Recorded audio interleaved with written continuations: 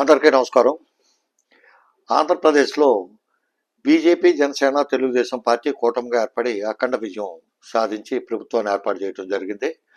కాకపోతే ఏంటంటే, అందులో ఆ కూటమి ఏర్పడటానికి తెలుగుదేశానికి నూతన జవసత్వాలు, ఉత్సాహం నింపి తెలుగుదేశాన్ని మళ్ళీ ఉన్నతమైన స్థితిలో నిలబెట్టడానికి ప్రధాన కారకుడు జనసేన అధినేత పవన్ కళ్యాణ్ అన్న విషయం ఎవరైనా సరే ఒప్పుకు తీరాలి.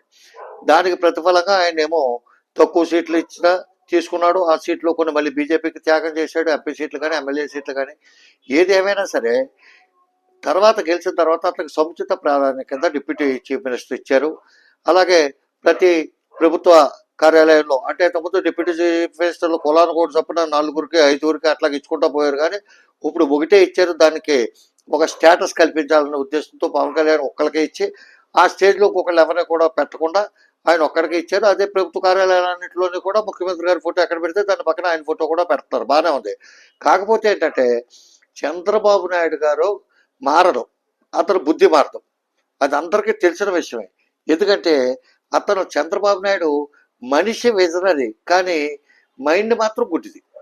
ఈ మాట ఎందుకంటానంటే, ఇంత చేసి అధపాతాళానికి వెళ్ళిపోయిన తెలుగుదేశం పార్టీని చంద్రబాబు నాయుడు గారిని జైల్లో పెట్టినప్పుడు దిక్కు మొక్కు లేని పరిస్థితుల్లో అప్పటికప్పుడు వచ్చి అప్పటికప్పుడు నేను తెలుగుదేశంతో ప్రయాణం ప్రారంభిస్తాను, తెలుగుదేశం మేము కలిపి పోటీ చేస్తామని చెప్పి తెలుగుదేశం కేడర్లో ఉత్సాహం నింపి వాళ్ళ కేడర్లో కొన్ని నిరుత్సాహం, ఈ జనసేన కేడర్లో నిరుత్సాహం వచ్చినా సరే తెలుగుదేశం కేడర్లో ఉత్సాహం నింపి ఆ కేడర్ని బతికించి ఆ పార్టీని బతికించిన అతన్ని ఇతను చాలా తెలివిగా తొక్కేయాలని చెప్పి.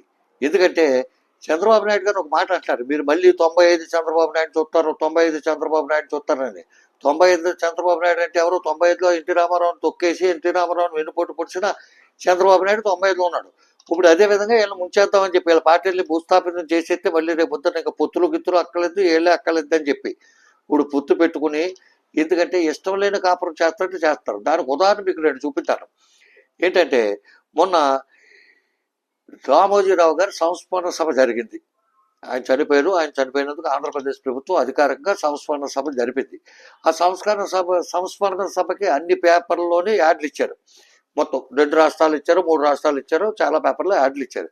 ఆ యాడ్లో ఎక్కడా కూడా చంద్రబాబు నాయుడు గారి ముఖ్య అతిథిగా ఆయన పేరు, ఆయన ఫోటోలు తప్ప ఎక్కడా కూడా పవన్ కళ్యాణ్ ఫోటో కానీ పేరు కానీ లేకుండా జాగ్రత్త పడ్డారు. అవి ప్రభుత్వం ఇచ్చిన యాడ్లే. దాంట్లో ఏదో మూల ఒక ఫోటో పవన్ కళ్యాణ్ గారిది వేసినా తప్పులేదు. ఎందుకంటే మన పక్కన తెలంగాణ ఉంది, ఆ పక్కన కర్ణాటక ఉంది. 2 రాష్ట్రాల్లో కూడా డిప్యూటీ చీఫ్ మినిస్టర్ అనే సిస్టమ్ ఉంది. వాళ్ళు ఆ తెలంగాణలో రేవంత్ రెడ్డి గారు ముఖ్యమంత్రిగా ఉండగా బట్టి విక్రమార్క, బట్టి విక్రమార్క డిప్యూటీ చీఫ్ మినిస్టర్. ఎక్కడికి వెళ్ళినా రేవంత్ రెడ్డి ప్రధానమంత్రి గారి దగ్గరికి వెళ్ళినా, హోమ్ మినిస్టర్ దగ్గరికి వెళ్ళినా, లేకపోతే వాళ్ళ పార్టీ అధినాయకుల దగ్గరికి వెళ్ళి ఎక్కడికి వెళ్ళినా ఆయన కూడా తీసుకెళ్తాడు. ప్రతి కార్యక్రమానికి పక్కన కూర్చోబెట్టుకుంటాడు. ప్రతి కార్యక్రమం యాడ్లోనూ కూడా అతను ఫోటో డిఫరెంట్గా వేసి తీరాలి. ఇది గౌరవత్వం అంటే. చంద్రబాబు నాయుడు గారు ఈ సంస్కారం అనేది రేవంత్ రెడ్డి ఇతను కొలీగే. ఎందుకంటే ఇతను శిష్యుడు అని చెప్తే అతను తెలుస్తున్నాడు రేవంత్ రెడ్డి. ఎవడరా బాయ్ మీకు చెప్పినాడు శిష్యుడు ఏంట్రా, నేను ఆయన కొలీగ్స్ అని చెప్తున్నాడు. ఇదిగో కర్ణాటక సిద్ధరామయ్య, డికే శివకుమార్, ఇదిగో ఇక్కడ ఉన్నారు సిద్ధరామయ్య, డికే శివకుమార్. అది మన రామోజీరావు గారి సంస్మరణ సభ అయిపోయింది కదా. ఇకపోతే నిన్న చంద్రబాబు నాయుడు గారి ప్రభుత్వం, ఈ కూటమి ప్రభుత్వం ఆంధ్రప్రదేశ్లో సంక్షేమ పండుగలు ప్రారంభం అని ఒక కార్యక్రమం ద్వారా, ఏమీ లేదు, జగన్మోహన్ రెడ్డి ఇచ్చిన పెన్షన్లే ఏళ్ళు ఇస్తున్నారు. కాకపోతే ఏంటంటే దానికి ఒక 1000 రూపాయలు అదనంగా ఇస్తూ గత 3 నెలలు బట్టి ఆ 3000 రూపాయలు కలిపి 7000 రూపాయలు ఇస్తూ చాలా అడావిడి చేశారు. ఎమ్మెల్యేలు, ఎంపీలు మొత్తం అంతా కూడా కొత్తగా లేదో ప్రవేశపెట్టట్టు. సరే, వాళ్ళ ప్రభుత్వం ఎప్పుడు కూడా ప్రజల్లో నాతో ఉండాలి. ఆ పని ఏ పని చేసినా ఏదైనా ఈయన వెళ్తారు కాబట్టి ఏదైనా నేనే చేశాను అంటాడు కాబట్టి. కాకపోతే ఏంటంటే ఇందులో చంద్రబాబు నాయుడు గారు 4 ఫోటోలు వేసుకున్నాడు. ఎన్టీ రామారావుతో ఒక ఫోటో వేశాడు, చాలా చిన్నది, కనపడినట్టు వేశాడు. చంద్రబాబు నాయుడు గారు ఇక్కడ ఒకటి, ఈ పక్కన ఒకటి, ఈ పక్కన ఒకటి, ఇక వీల్ చైర్ పక్కన ఒకటి, 4 ఫోటోలు వేస్తాడు. ఇంత పెద్ద పేపర్ యాడ్లు వేసుకున్నప్పుడు ఏదో మూలన పవన్ కళ్యాణ్ అనే వ్యక్తికి డిప్యూటీ చీఫ్ మినిస్టర్ హోదాలో ఓ ఫోటో వేసేంత మనస్కరించలేదు చంద్రబాబు నాయుడుకి. అదేంటంటే అంత దారుణంగా తయారవుతాం? మిమ్మల్ని గెలిపించి మిమ్మల్ని ముఖ్యమంత్రి చేసి ఈ వయసులో వృద్ధాప్యంలో మీకు మీరేమో జైల్లో ఉన్నారు, మీ కొడుకేమో మీకు బెయిల్ కోసం అని ఆనబతిలాడితే ఏలుబడితే ఢిల్లీ పారిపోయాడు.